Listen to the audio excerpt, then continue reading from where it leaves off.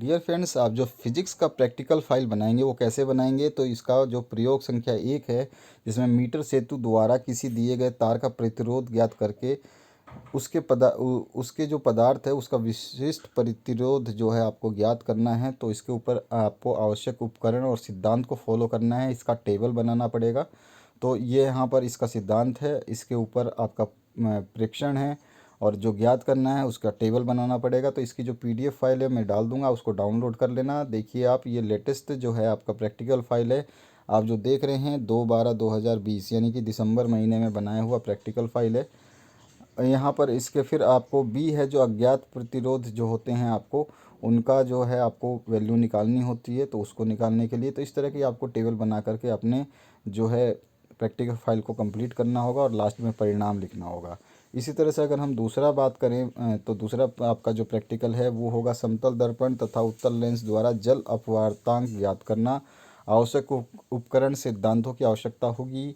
इसी तरह से आपका जो है प्रेक्षण होगा और इसके बाद में आपके जो समतल दर्पण से आप क्या बनाएंगे, समतल दर्पण पर जो जल डालकर जो पाठ्यांक ज्ञात करेंगे वो विचलन या परिकलन जो है वो आप निकालेंगे, उसका परिणाम निकालेंगे और सावधानियां बरतेंगे।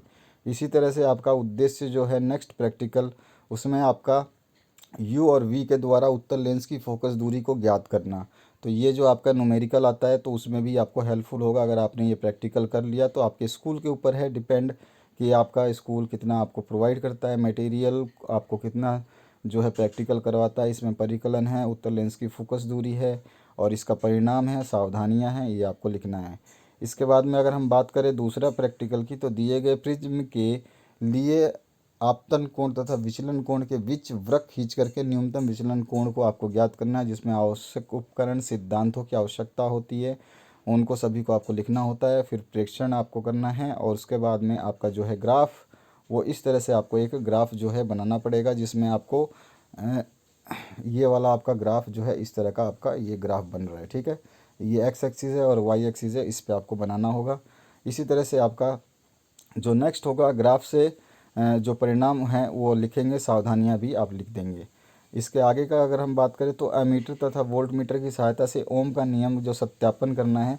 तो कभी कभी ये आपके एग्ज़ाम में डायरेक्ट पूछ लिया जाता है कि आप जो है अमीटर और वोल्ट मीटर की सहायता से ओम के मीटर का सत्यापन कीजिए या फिर प्रैक्टिकल विधि बताइए ओम के नियम का सत्यापन का।